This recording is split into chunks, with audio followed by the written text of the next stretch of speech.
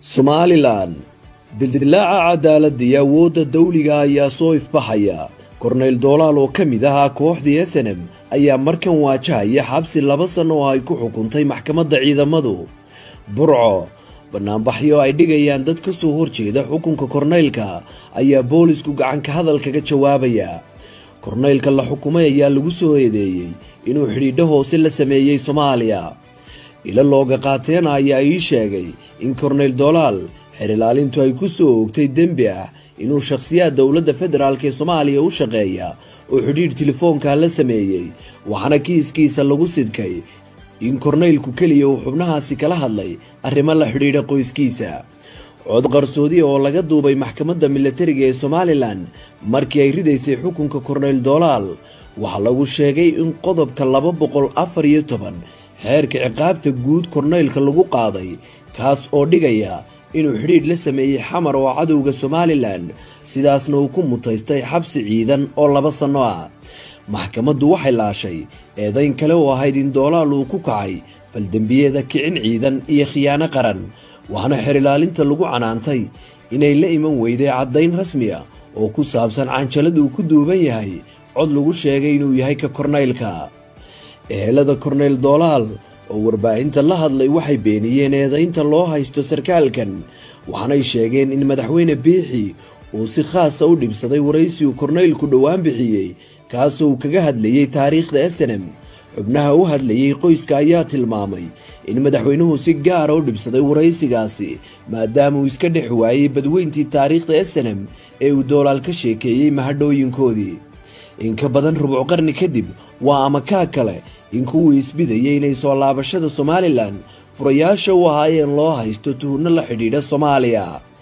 dhanka kale, shacabka Somaliland ayaa calaamad su'aal saaraya xukunka ku dhacay korneylka, waxaana la isweydiinayaa sida uu ciqaab caynkan ugu mudan karo haddii uu la xidhiidhay dad qoyskiisa ah oo xamar ka shaqeeya.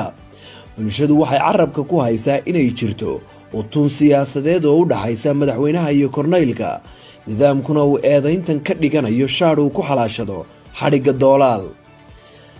dadka ka faallooda istiidooyinka Somaliland iyo Soomaaliya ayaa iyaguna dhankooda qaba in shakhsiyaadka ku abtirsada deegaanka madaxweyne Biixi aanu jirin xakame iyo xadhig si gaara u qabta marka laga hadlayo Soomaaliya, waxaana madaxweyne Biixi qudhiisa hore loogu eedeeyay inuu si khaas ah u kala jeclaystay gudoomiyaha aqalka sare ee Soomaaliya Cabdi Xaashi oo ay isku ardaa yihiin iyo ra'iisul wasaare ku-xigeenka Soomaaliya Mahdi Guuleed, kuwaas oo labaduba si isku mid ah shacbiga Somaliland meel uga wada joogaan.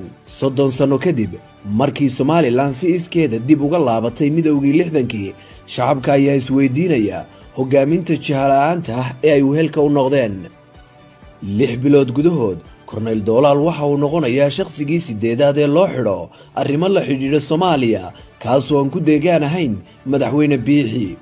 Oktoobar sanadkii tagay ee 2020kii ayay ahayd markii Maxamed Cumar Carte oo heer ra'iisul wasaare ku-xigeen ka gaadhay Soomaaliya, isla markaana ahaa xildhibaan ka tirsan golaha shacabka, ay cafis u fidisay Somaliland. xilligaasi waxaa xukunayd oo xabsi soo dhammaysanaysay Degan Miiraash oo loo haystay inay qolkeeda hurdada ku goglatay maro buluuga. wiil koob shaaha oo calanka u eg cabay ayaa la tarxiilay. dhalinyaro bartamaha Hargeysa lagu qabqabtay ayaa loo xidhxidhay inay maro buluuga baabuur ku dhex siteen. Gabiley, muwaadin u safraya Itoobiya, ayaa loo xidhay funaanad buluuga oo uu sitay, waxaana Hargeysa Burco hadda ku xidhan Sabaax Cabdi iyo Nimco Caydiid oo labaduba ku eedaysan inay calanka buluuga ee Soomaaliya isku sawireen. Somaliland 30 sano kadib xukuumadda ayaa u muuqata mid dareenka shacabka horqabataynaysa. rubuc qarni kadibna Hargeysa ayaa la isku eriyanayaa wax kastoo buluuga iyo wicitaanka telefoon kastoo xamara, xitaa ehelkaaga. Somaliland dildilaaca cadaaladda iyo awoodda dawliga ayaa soo ifbaxaya. Korneyl Doolaal oo ka mid ahaa kooxdii SNM ayaa markan waajahaya xabsi 2 sano oo ay ku xukuntay maxkamadda ciidamadu. Burco banaanbaxyo ay dhigayaan dad ka soo horjeeda xukunka korneylka ayaa boolisku gacan ka hadal kaga jawaabaya. korneylka la xukumay ayaa lagu soo eedeeyay inuu xidhiidho hoose la sameeyay Soomaaliya. ila looga qaateen ayaa ii sheegay in Korneyl Doolaal xeer ilaalintu ay ku soo oogtay dembi ah inuu shakhsiyaad dowladda federaalk ee Soomaaliya u shaqeeya oo xidhiidh telefoonka la sameeyay, waxaana kiiskiisa lagu sidkay in korneylku kaliya uu xubnahaasi kala hadlay arrimo la xidhiidha qoyskiisa. cod qarsoodi oo laga duubay maxkamadda militariga ee Somaliland markii ay ridaysay xukunka korneyl Doolaal waxaa lagu sheegay in qodobka 214 xeerka ciqaabta guud korneylka lagu qaaday, kaas oo dhigaya inuu xidhiidh la sameeyay xamar oo cadowga Somaliland, sidaasna uu ku mutaystay xabsi ciidan oo 2 sano ah. maxkamaddu waxay laashay eedayn kale oo ahayd in Doolaal uu ku kacay faldambiyada kicin ciidan iyo khiyaano qaran, waxaana xeer ilaalinta lagu canaantay inay la iman weyday caddayn rasmi ah oo ku saabsan canjalada uu ku duuban yahay cod lagu sheegay inuu yahay ka korneylka. ehelada korneyl Doolaal oo warbaahinta la hadlay waxay beeniyeen eedaynta loo haysto sarkaalkan, waxaanay sheegeen in madaxweyne Biixi uu si khaas ah u dhibsaday waraysi uu korneylku dhowaan bixiyey, kaasoo uu kaga hadlayay taariikhda SNM. xubnaha u hadlayay qoyska ayaa tilmaamay in madaxweynuhu si gaar ah u dhibsaday waraysigaasi maadaama uu iska dhex waayay badweyntii taariikhda SNM ee uu Doolaal ka sheekeeyey mahadhooyinkoodii. in ka badan rubuc qarni kadib waa amakaa kale in kuwii isbidayay inay soo laabashada Somaliland furayaasha u ahaayeen loo haysto tuhunno la xidhiidha Soomaaliya.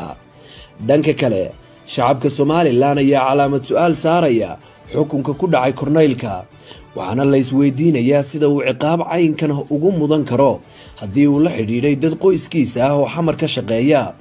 bulshadu waxay carabka ku haysaa inay jirto utun siyaasadeed oo u dhaxaysa madaxweynaha iyo korneylka, nidaamkuna uu eedayntan ka dhiganayo shaadh uu ku xalaashado xadhigga Doolaal. dadka ka faallooda istiidooyinka Somaliland iyo Soomaaliya ayaa iyaguna dhankooda qaba in shakhsiyaadka ku abtirsada deegaanka madaxweyne Biixi aanu jirin xakame iyo xadhig si gaara u qabta marka laga hadlayo Soomaaliya, waxaana madaxweyne Biixi qudhiisa hore loogu eedeeyey inuu si khaas ah u kala jeclaystay gudoomiyaha aqalka sare ee Soomaaliya Cabdi Xaashi oo ay isku ardaa yihiin iyo ra'iisul wasaare ku-xigeenka Soomaaliya Mahdi Guuleed, kuwaas oo labaduba si isku mid ah shacbiga Somaliland meel uga wada joogaan. 30 sano kadib markii Somaliland si iskeeda dib uga laabatay midowgii 60kii, shacabka ayaa isweydiinaya hogaaminta jahala'aanta ah ee ay wehelka u noqdeen. 6 bilood gudahood korneyl Doolaal waxa uu noqonayaa shakhsigii 8aad ee loo xidho arrimo la xidhiidha Soomaaliya, kaasoo aan ku deegaan ahayn madaxweyne Biixi. Oktoobar sanadkii tegay ee 2020 ayay ahayd markii Maxamed Cumar Carte oo heer ra'iisul wasaare ku-xigeen ka gaadhay Soomaaliya, isla markaana ahaa xildhibaan ka tirsan golaha shacabka, ay cafis u fidisay Somaliland. xilligaasi waxaa xukunayd oo xabsi soo dhammaysanaysay degan miiraash oo loo haystay inay qolkeeda hurdada ku goglatay maro buluuga. wiil koob shaah oo calanka u eg cabay ayaa la tarxiilay. dhalinyaro bartamaha Hargeysa lagu qabqabtay ayaa loo xidhxidhay inay maro buluuga baabuur ku dhex siteen.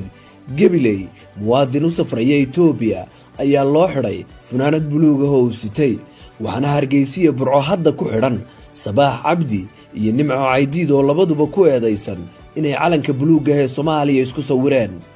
Somaliland 30 sano kadib xukuumadda ayaa u muuqata mid dareenka shacabka horqabataynaysa.